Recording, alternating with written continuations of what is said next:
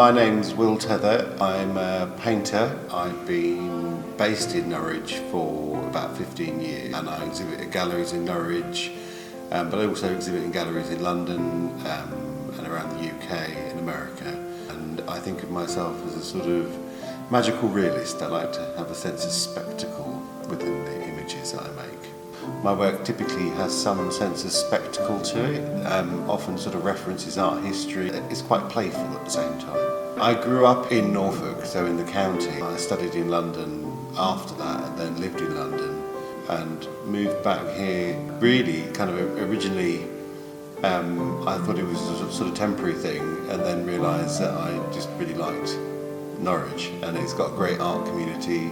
It's got the university, it's obviously got all the gallery here, and there's been artists working here seriously for a very long time. It's had, artists like Munnings came through it. There's a Norwich School of Painting, so artists like John Crome, which are often sort of landscape painters, and there is a collection of at the Castle Museum. So there's been a long history of painting in the area. So I think one of the nice things about it is it's one of the ways that a city can reinvent itself is through the art that sort of becomes spread around it, particularly with things like street art and murals and things like that. It's one of the ways that a city is regenerated. Studio spaces are a lot cheaper, so that helps.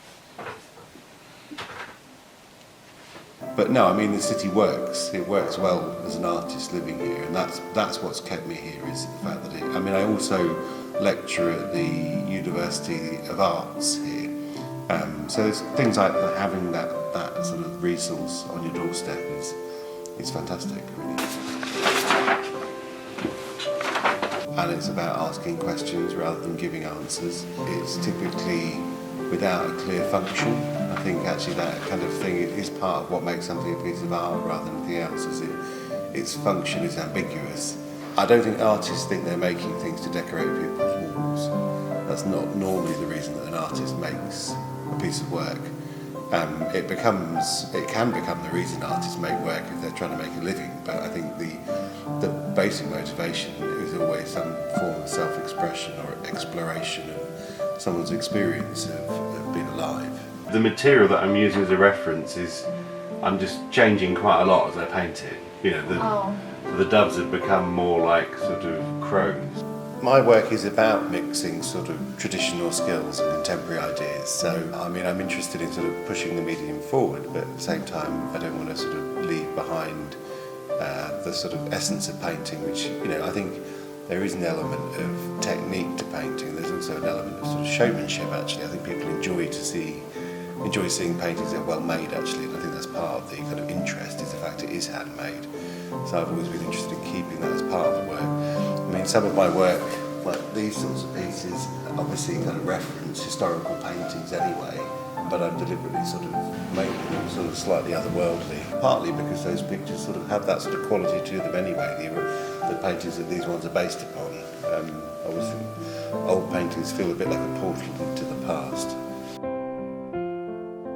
I like all the styles that I work in. They're all sort of part of me in a sense. I get bored quickly, so I move between different styles quite a lot. I think an unusual amount for an artist, but it keeps me stimulated to do that.